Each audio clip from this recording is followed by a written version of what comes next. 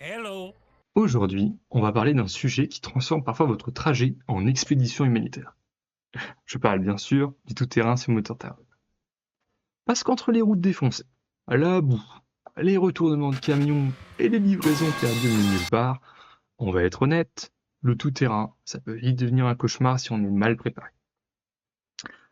Du coup, aujourd'hui, je vous propose de voir d'abord en quoi consiste le tout-terrain sur Motortown, comment préparer son véhicule. Ensuite, comment va se dérouler le gameplay en tant que tel de tout terrain. Et finalement, proposer une liste de véhicules qui peuvent être intéressants aux différents niveaux de joueurs qu'on peut retrouver sur le jeu, de jouer pour préparer son véhicule et attaquer le tout terrain. Partie 1, les types de surfaces. Première chose importante, dans Motortown, toutes les surfaces n'offrent pas le même niveau d'adhérence. Et ça change complètement la conduite en fait. Un véhicule parfaitement stable sur route peut devenir incontrôlable dès qu'il quitte l'asphalte. En termes de différentes surfaces, on va retrouver en liste non exhaustive euh, la route, les pistes, la terre, l'herbe, la neige, la glace, la boue, le sable, les pierres, ou la pierre, on pourrait avoir ça comme une surface, et même du bois sous la forme de ponts en bois. Donc toutes ces surfaces ont des caractéristiques différentes en termes d'adhérence, mais aujourd'hui, comme on se focus sur le tout-terrain, on va surtout parler du vrai tout-terrain, à savoir les chemins défoncés et la boue. Concernant les chemins et les pistes, c'est vraiment souvent le premier contact du joueur avec le tout-terrain. Donc on note que contrairement à l'enrobé classique de la chaussée, ici on a une piste qui est moins régulière. Euh, les suspensions vont commencer à travailler, on va avoir les roues qui montent et qui descendent. Les véhicules qui sont trop bas vont avoir tendance à frotter et à perdre en stabilité. Euh, Également à noter sur la piste, il est assez important de maîtriser son allure. Les pistes sont rarement de longues lignes droites, il y aura souvent des virages, et de par le changement de terrain, le freinage peut être complexe, donc il faut anticiper, voilà, le véhicule aura tendance à déraper. Visuellement, sur la carte, la piste se présente sous la forme de ce ruban jaune. Ruban jaune signifie, a priori de ma compréhension, que les IA peuvent l'emprunter, donc les IA quand vous aurez une entreprise.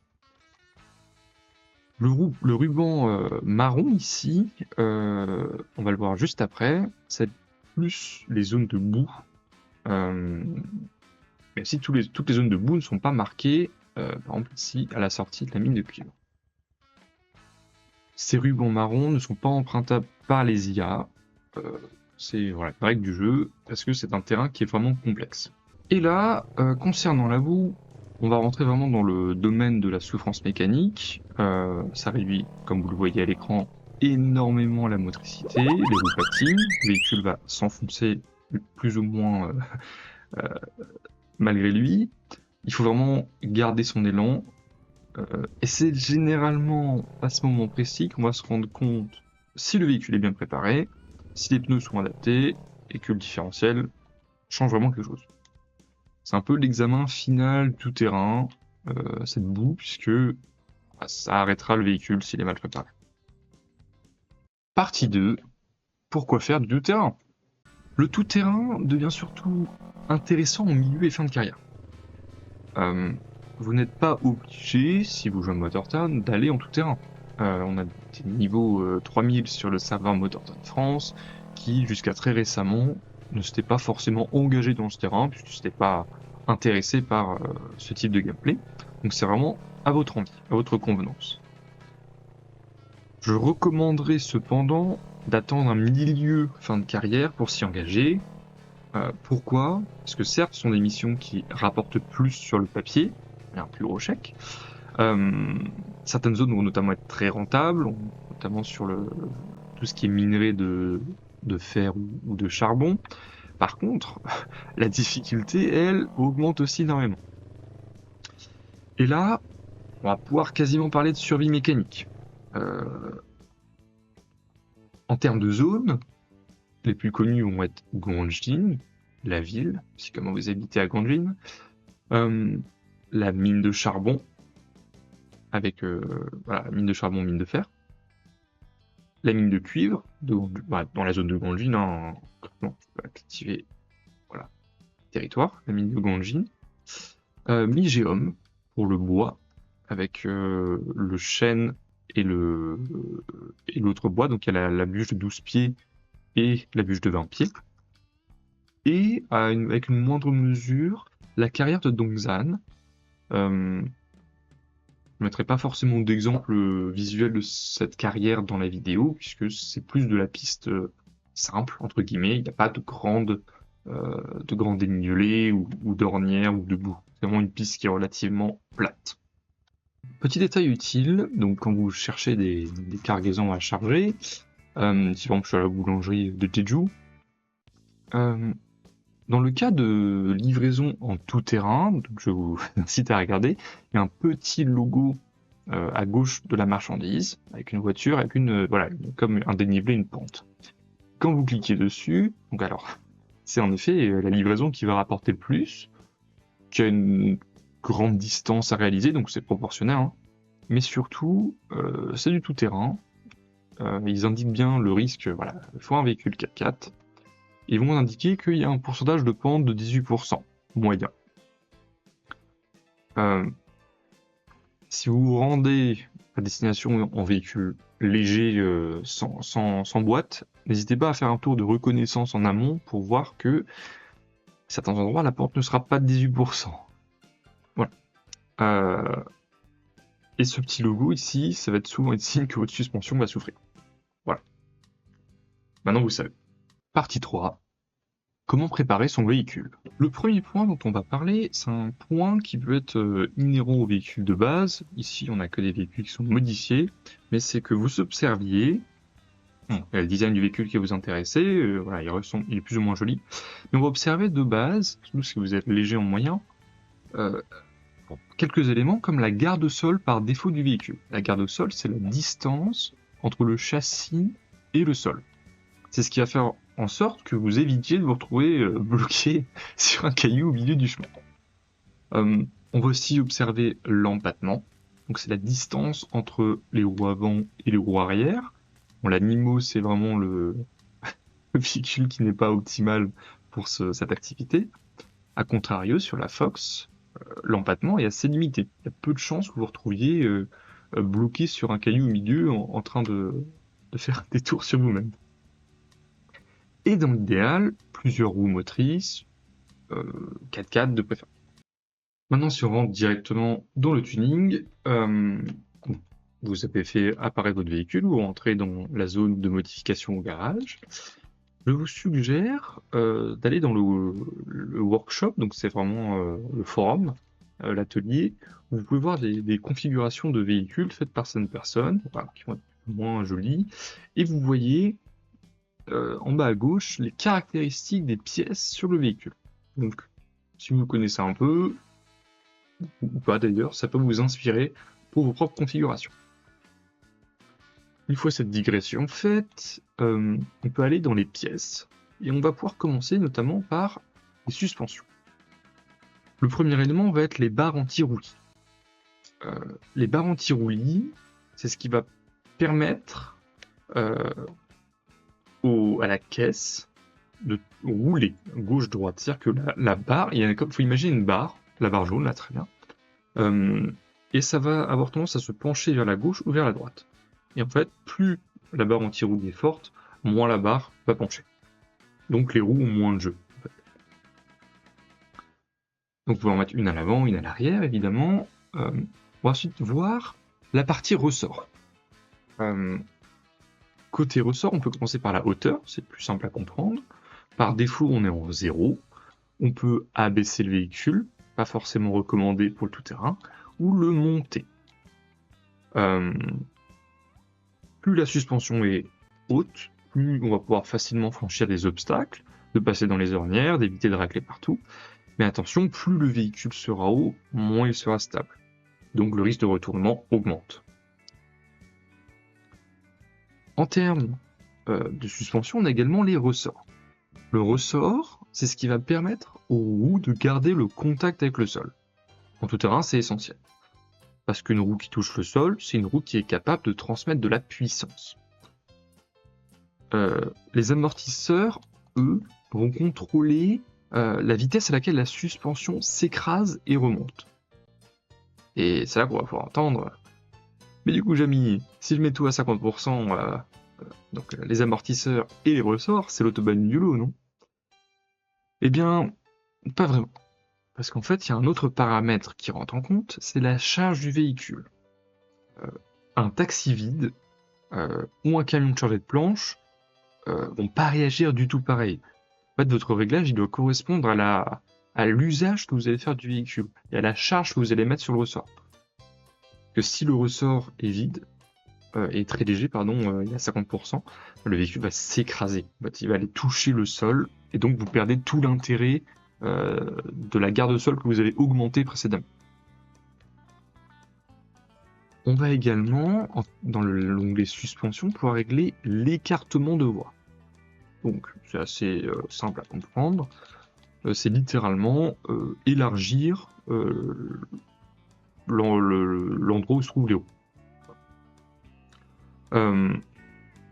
Ça va rendre le véhicule plus stable, mais attention, il y a certains endroits, si vous prenez un camion et vous élargissez les voies, vous allez plus forcément passer, notamment les ponts en planche.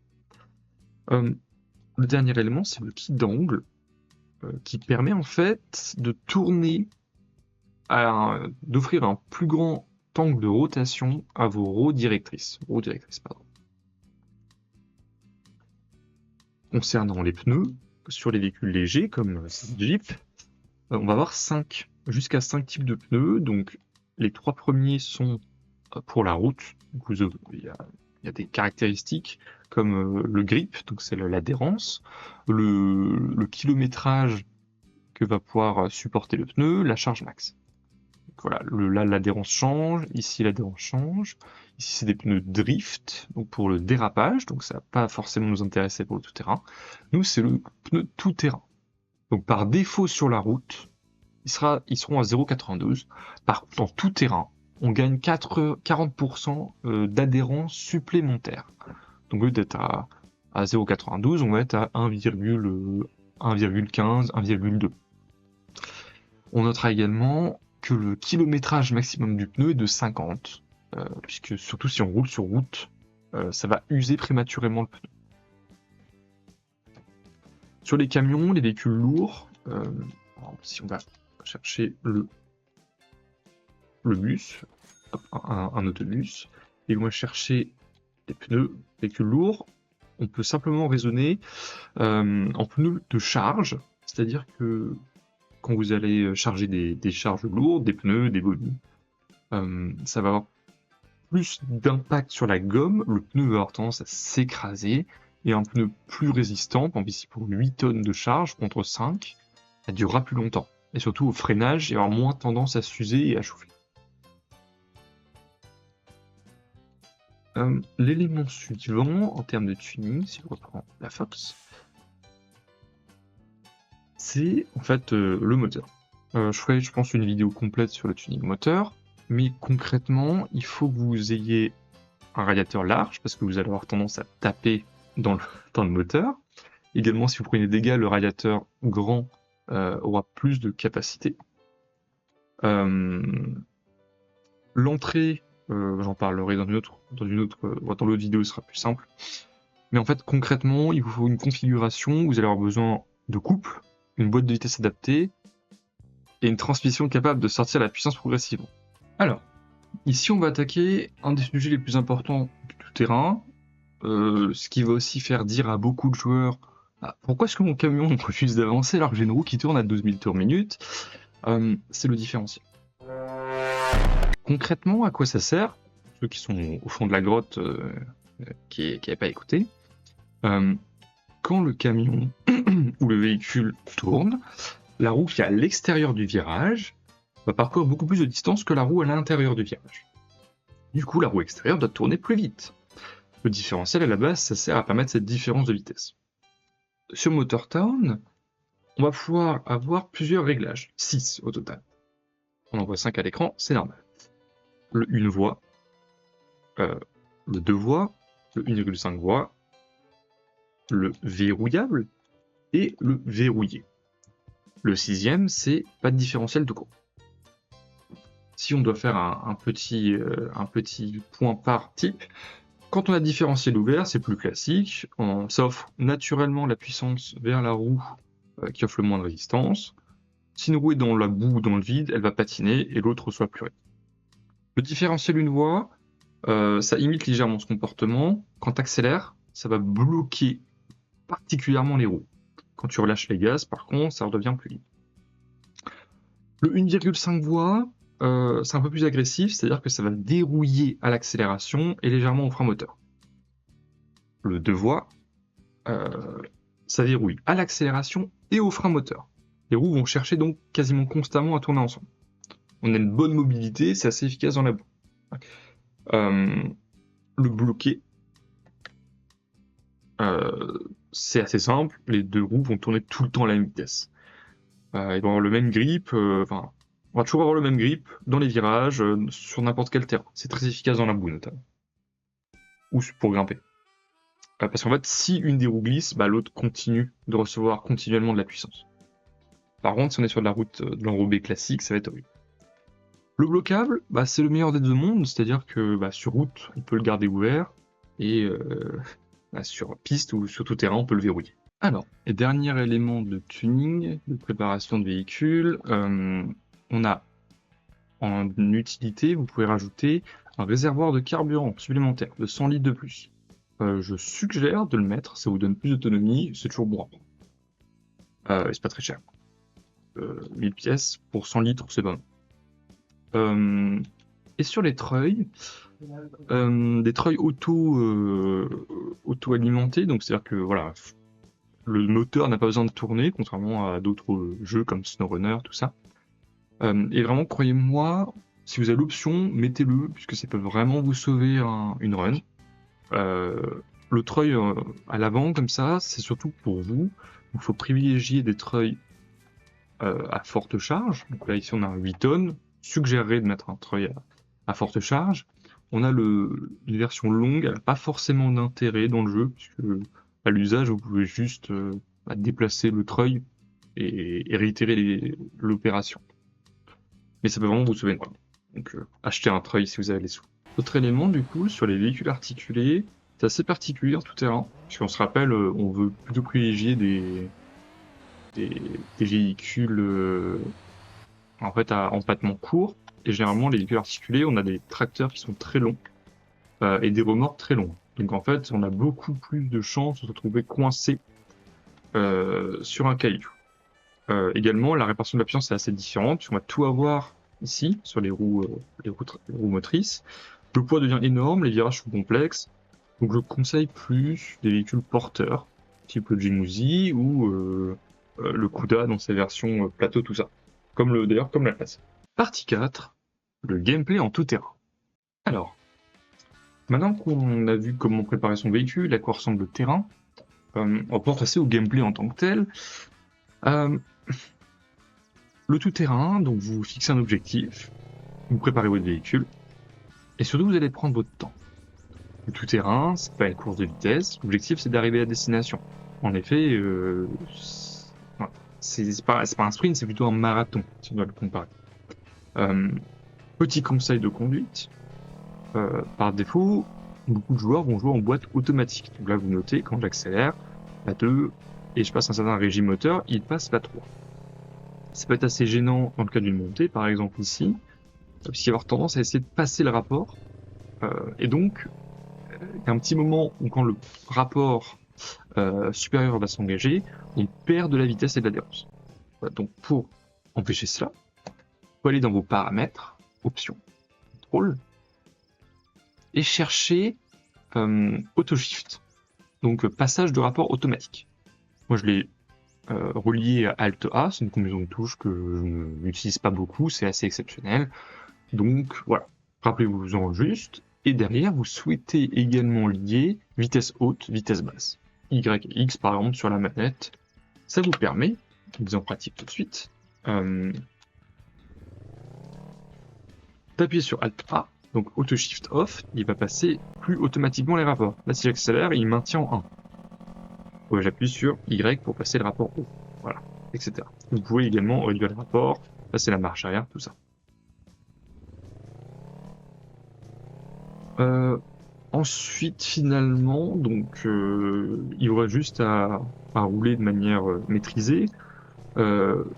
Évitez les mouvements brusques surtout, parce que ça peut vraiment vous retourner très rapidement. Exemple, en live. Ah, non, on a de la chance. Et dans le cas où justement vous avez conduit un peu fort, par exemple juste là, hop, on se retourne. Voilà, accident, je vais mettre un metal pipe. Vous êtes retourné, donc on ne met nulle part, il n'y a pas forcément d'aide. Vous pouvez appeler un joueur, si vous êtes un multijoueur. Sinon, vous pouvez appuyer sur R. Vous avez 3 options. Le service de route va proposer 3 options. On peut faire le plein. Un plein d'urgence qui sera facturé assez cher, qui peut vous permettre d'atteindre le bout de votre destination. Le remorquage à la route la plus proche, ça vous remet sur vos roues, sur la route sur laquelle vous étiez. Et le remorquage au garage le plus proche. Donc c'est un peu extrême, c'est vraiment si le véhicule est détruit. Nous, on va plutôt s'intéresser à la seconde option, et donc voilà, il va proposer plusieurs emplacements, donc le 1, le 2, le 3, le 4 et le 5. En fonction de là où vous voulez vous ramener, bah voilà, on appuie sur le 1, et ça vous remet sur vos roues. Attention simplement à ne pas en abuser, puisque à force, la facture piquera. Partie 5, exemple de véhicule. Dans cette dernière partie, je vous propose d'aller dans Motorpedia. L'encyclopédie intégrée au jeu, je vous suggère d'y aller faire un tour. Dans l'onglet véhicules, et en fonction des budgets, vous proposez quelques idées. Tout d'abord, la Fox. Donc c'est une petite Jeep Willys, pas très chère, qui est cachée sur la carte. Je vous laisserai la chercher et la trouver. Très bon véhicule. Dans la même catégorie, un peu plus cher, le transport de passagers, on peut avoir l'Hermitage. Un SUV 4 roues motrices, très bon aussi. Pour le transport léger, je vous suggère la partie pick-up, avec le Hana, le Ronchi et le Voltex. Et si vous avez un peu plus de budget, pour la partie un peu plus premium, vous pouvez avoir le Mammouth, qui peut faire taxi limousine, qui a un bon niveau de confort. Vous aurez également le Murano. Et en termes de camion, pour le transport lourd, je vais vous suggérer le Tronco, pour le cargo fermé, et toute la famille des Gémousi. Donc à savoir le Gémousi plateau, le grumier, le réservoir, la citerne, pardon, la benne, ainsi que tout ce qui est Dumpy Atlas, les camions benne. Pour ce qui est des bus, je vous laisserai tester et expérimenter par vous-même pour trouver le meilleur modèle. N'hésitez pas d'ailleurs à me dire celui que vous préférez. Bon, vous avez maintenant les bases, c'était une vidéo synthétique pour commencer le tout-terrain sur MotorTown, sans transformer chaque livraison en opération de secours. Si la vidéo vous a aidé, n'hésitez pas à raconter un commentaire à votre pire accident en tout-terrain.